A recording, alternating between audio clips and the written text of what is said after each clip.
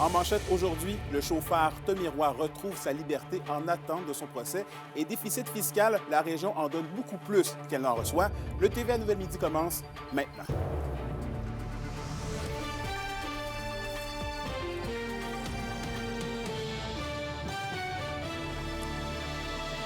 Bonjour tout le monde, ici Anthony Dallaire et bienvenue au TVA Midi.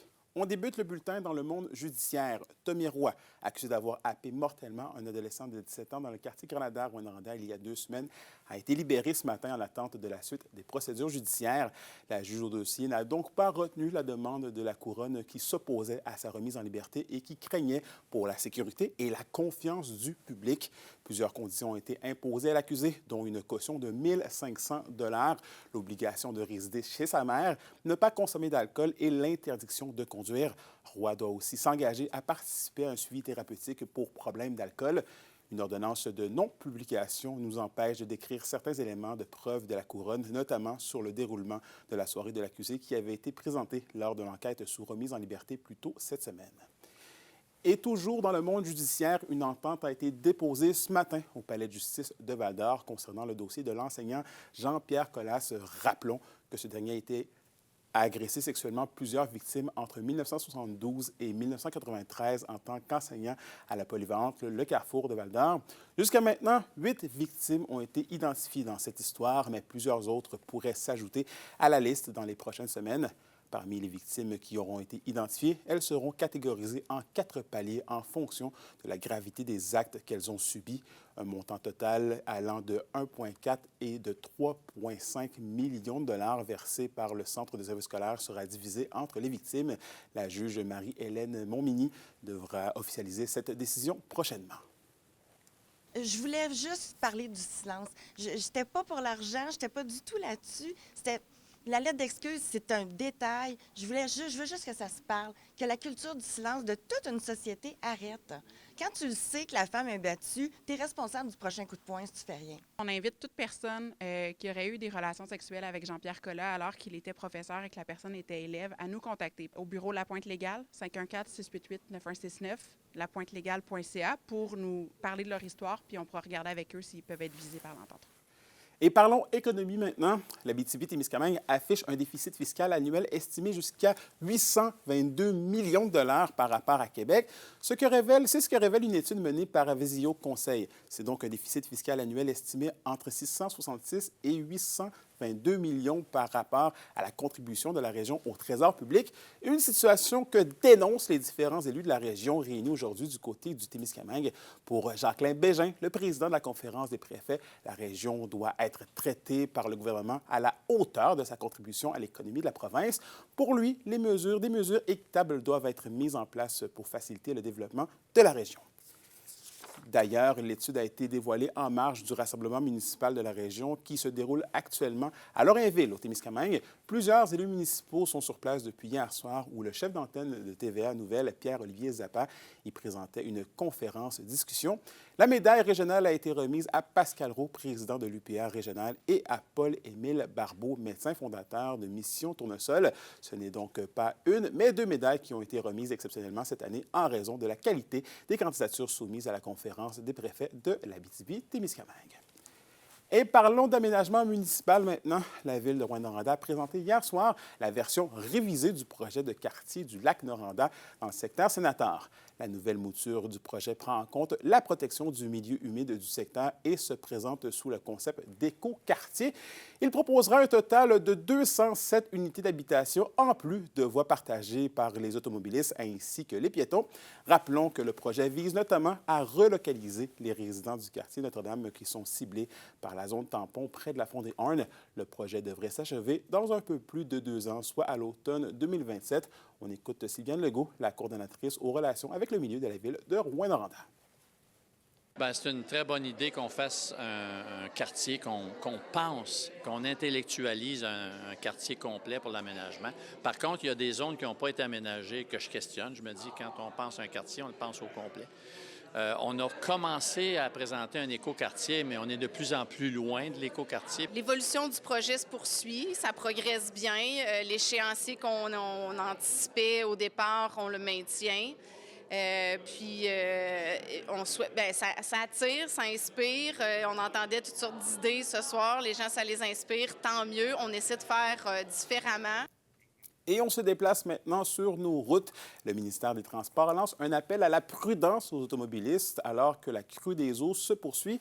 Dans les derniers jours, le MTQ a reçu plusieurs signalements de non-respect des entraves en place sur des routes ou des ponts inondés. Des gens traversent, par exemple, une zone inondée et déplacent les panneaux de signalisation indiquant qu'ils ne peuvent pas y passer. Le tout comporte des risques sérieux, selon la porte-parole du ministère, Nicole Gaulin. C'est-à-dire ferme une route ou un pont, c'est parce qu'il y a des raisons à cela. Donc, il ne faut pas s'aventurer sur ces routes-là, sur ces ponts-là.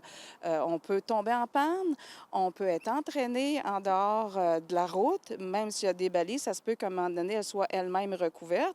On ne sait pas, puis les gens ne peuvent pas voir plus loin sur la chaussée. Est-ce qu'il y a quelque chose qui s'est passé, qui s'est produit au niveau de la chaussée qui fait en sorte qu'on maintient la route fermée?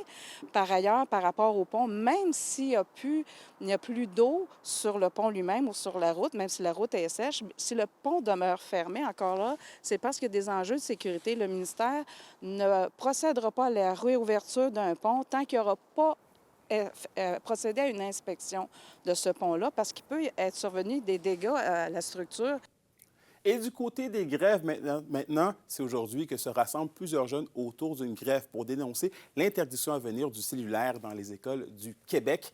Dans la région, aucune manifestation aux abords d'écoles n'a jusqu'à maintenant été aperçue ou signalée. Hier, le Centre de service scolaire du Lac-Abitibi mettait en garde les parents d'élèves et indiquait qu'aucune manifestation ne serait permise ni à l'intérieur ni sur les terrains des écoles. Et si l'élève choisit d'être absent pour prendre part au mouvement de grève, l'absence doit être motivée par les parents. Le C2S invite aussi les élèves à se désigner des responsables pour le bon déroulement des manifestations. La question du jour TVA, une présentation de Mobilier Bélan qui vous offre depuis plus de 50 ans un service de qualité et un grand choix de matelas mobilier électro au prix compétitif que vous recherchez. Donc, en lien avec cette grève du cellulaire, on vous demande à la question du jour, êtes-vous solidaire aux jeunes qui manifestent aujourd'hui contre l'interdiction du cellulaire à l'école? Pour voter et commenter, rendez-vous au tvabitibi.ca. Et au culturel, on célèbre nos mamans et voici les spectacles de la Fête des mères que vous pouvez voir en région cette fin de semaine. Premièrement, l'ensemble Allegro de Val-d'Or vous invite demain 14h au Conservatoire de Val-d'Or pour offrir une pièce musicale à votre maman avec la Fête des mères en concert. Les billets sont en vente au coût de 25 $ et c'est gratuit pour les enfants de 12 ans et moins. Du côté de la BTB-Ouest maintenant, la troupe à cœur ouvert présente aux mères un spectacle de variété demain dans son local à la Serre. La troupe vous invite à célébrer les mamans dans un spectacle rempli de musique, de chansons et de sketchs amusants. 2 représentations sont offertes demain, une à 13h et une autre à 15h. Les billets se vendent 15 $ par adulte et 5 $ pour les 17 ans et moins. Et la Ville de Sainte-Terre est fière d'organiser la Fête nationale régionale de l'Abitibi-Témiscamingue et du nord du Québec qui se tiendra le 23 juin 2025 au cœur du centre-ville de Sainte-Terre. À titre de ville hôtesse, Sainte-Terre mettra tout en son œuvre pour offrir aux festivaliers une journée complètement gratuite, remplie d'activités bien amusantes. Un environnement aussi naturel vous sera proposé. Pour l'occasion, la 10e avenue sera piétonne et réaménagée pour accueillir le public dans un cadre naturel accueillant en bordure de la rivière Belle. La programmation complète de l'événement sera dévoilée le jeudi 22 mai à 11h30 à l'Hôtel de Ville de Sainte-Terre.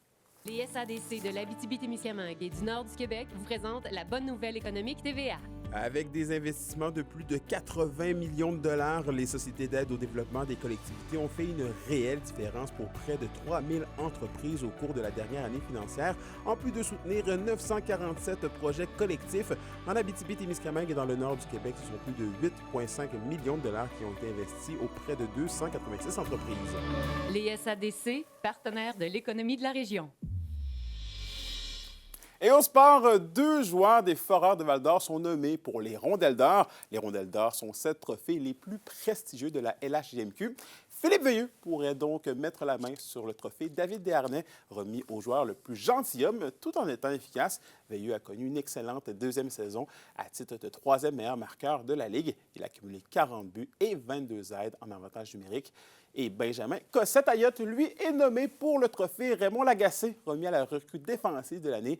Le jeune joueur de 16 ans a très bien fait aussi avec 24 points en 56 matchs. Et 2 joueurs de ski pourraient eux aussi remporter l'un des 7 prestigieux trophées de la LHJMQ. D'abord, Alex Carr est nommé pour le trophée Guy Carbonneau, remis au meilleur défenseur. À sa 4e saison complète avec la meute, Carr a récolté 45 points en 62 matchs, ce qui le place au 8e rang des pointeurs chez les défenseurs de la LHJMQ. Et Lars Steiner, le petit Suisse, lui pourrait recevoir le trophée Michel Bergeron pour le meilleur recrue offensive. Âgé de 17 ans, le Suisse a terminé au 2e rang des recrues de la Ligue avec 23 buts, 37 passes pour un total de 60 points. Pour une nouvelle importante à nous communiquer, contactez-nous, nouvelles au pluriel, @rncmedia.ca, par téléphone au 1-866-463-4636 et notre site web tvaabitibi.ca.